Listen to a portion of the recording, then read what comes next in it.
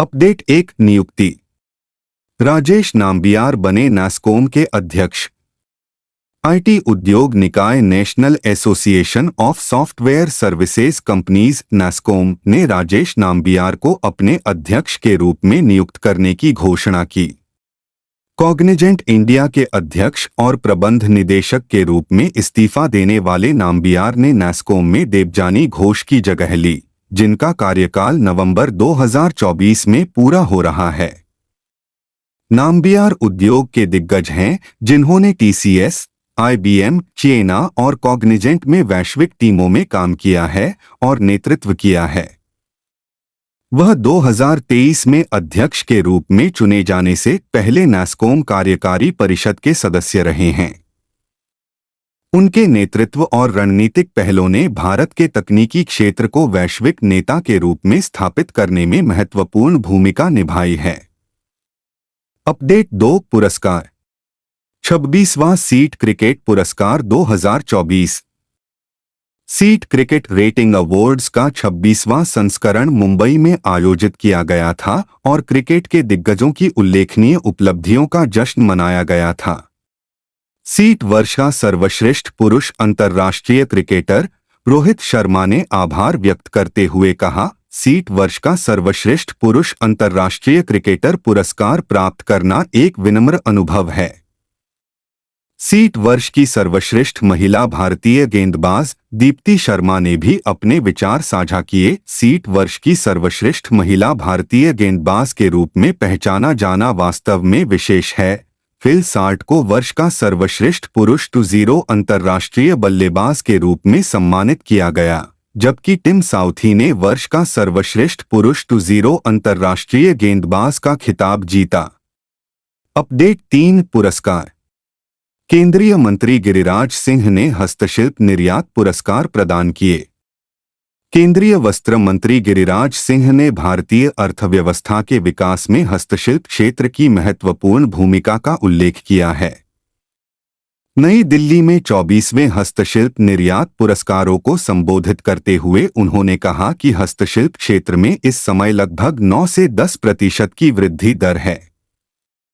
हस्तशिल्प निर्यात संवर्धन परिषद ने उद्योग में शीर्ष निर्यातकों को सम्मानित करने के लिए कार्यक्रम का आयोजन किया।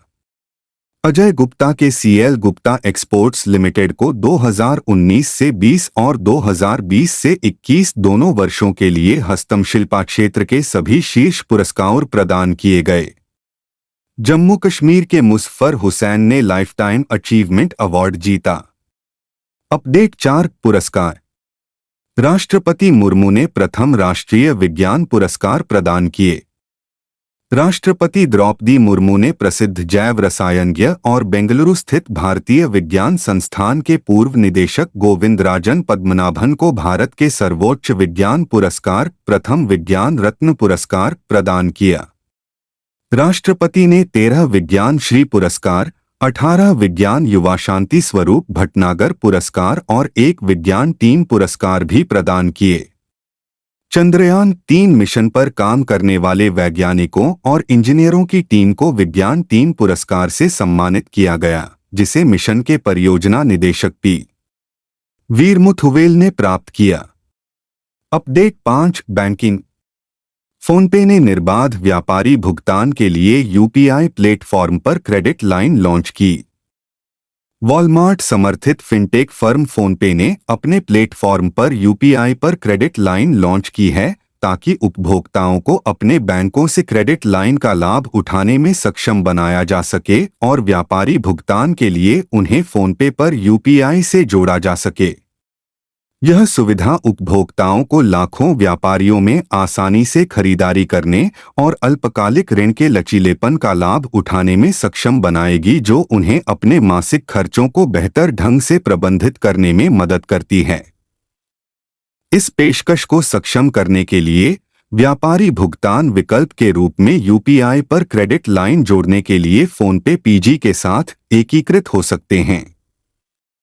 कंपनी ने कहा, इससे उन व्यापारियों की संख्या में तेजी से वृद्धि करने में मदद मिलेगी जहां क्रेडिट लाइनों का उपयोग किया जा सकता है। अपडेट 6 अर्थव्यवस्था। जोमैटो ने पेटीएम के एंटरटेनमेंट टिकटिंग बिजनेस का अधिग्रहण किया। जोमैटो ने 2048 4 करोड़ रुपए में 197 कम्युनिकेशंस लिमिटेड OCL की मनोरंजन और इवेंट टिकटिंग शाखा पेटीएम इनसाइडर का अधिग्रहण करके अपने व्यापार क्षितिज को व्यापक बनाने के लिए एक महत्वपूर्ण कदम उठाया है। जोमैटो के बोर्ड द्वारा अनुमोदित अधिग्रहण फूड डिलीवरी दिग्गज को मनोरंजन टिकटिंग क्षेत्र में प्रवेश करने की अनुमति देगा, जो इसकी मौजूदा भोजन और खाद्य वितरण सेवाओं का पूरक होगा। एंटरटेनमेंट टिकटिंग स्पेस में कदम रखकर जोमैटो का लक्ष्य अपने पोर्टफोलियो में और विविधता लाना है। कंपनी ने जोर देकर कहा कि यह कदम अपने गोइंग आउट व्यवसाय को मजबूत करने पर अपने रणनीतिक फोकस के साथ संरेखित करता है, जो मंच के विकास का एक प्रमुख क्षेत्र है। अपडेट 7 रैंक और रिपोर्ट। भारत ने रूसी तेल के शीर्ष आयातक के रूप में चीन को पीछे छोड़ा। भारत ने रूसी तेल के दुनिया के सबसे बड़े आयातक के रूप में चीन को पीछे छोड़ दिया है। रॉयटर्स की एक रिपोर्ट के मुताबिक जुलाई में रूसी क्रूड का भारतीय आयात रिकॉर्ड 2.07 मिलियन बैरल प्रति दिन BPD तक पहुंच गया, जो जून से 4.2% की वृद्धि और वार्षिक आधार पर 12% की वृद्धि दर्शाता है। इस उछाल ने रूसी तेल को महीने के लिए भारत के कुल तेल आयात का ऐतिहासिक 44% हिस्सा बना दिया है। ईंधन उत्पादन से कम लाभ मार्जिन का सामना करने वाले चीनी रिफाइनरों ने अपनी खरीद कम कर दी, जिससे भारत को यह स्थान मिला। जुलाई में रूस से चीन का आयात 1.76 मिलियन BPD तक गिर गया। अपडेट 8 योजनाएं और समितियां। स्वास्थ्य मंत्रालय ने स्वास्थ्य कर्मियों की सुरक्षा पर राष्ट्रीय टास्क फोर्स का गठन किया। केंद्रीय स्वास्थ्य मंत्रालय ने डॉक्टरों की सुरक्षा को नियंत्रित करने वाले प्रोटोकॉल तैयार करने के लिए राष्ट्रीय टास्क फोर्स NTF के गठन के लिए एक कार्यालय ज्ञापन जारी किया। यह विकास कोलकाता के एक सरकारी अस्पताल में एक रेजिडेंट डॉक्टर के भयानक बलात्कार और हत्या के बाद हाल ही में सुप्रीम कोर्ट के आदेश के बाद आया है। कैबिनेट सचिव सुरक्षा, काम करने की स्थिति और चिकित्सा पेशेवरों की भलाई और अन्य संबंधित मामलों से संबंधित मुद्दों के समाधान के लिए प्रभावी सिफारिशें तैयार करने के लिए अनिवार्य टास्क फोर्स के अध्यक्ष होंगे। अपडेट 9 विज्ञान और प्रौद्योगिकी। थाईलैंड ने एशिया में नए एमपॉक्स स्ट्रेन के पहले मामले की पुष्टि की।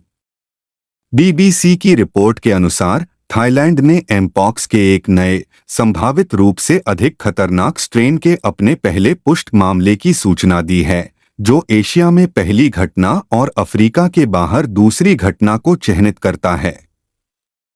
देश के रोग नियंत्रण विभाग के हवाले से रिपोर्ट में कहा गया है कि संक्रमित व्यक्ति, एक 66 वर्षीय यूरोपीय व्यक्ति, 14 अगस्त को एक अनिर्दिष्ट अफ्रीकी देश से बैंकॉक पहुंचा था।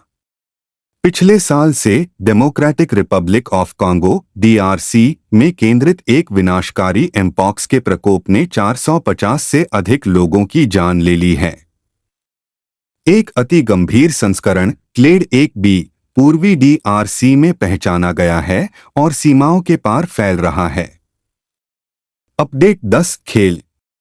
Neeraj Chopra Lausanne diamond league में दूसरे स्थान पर रहे।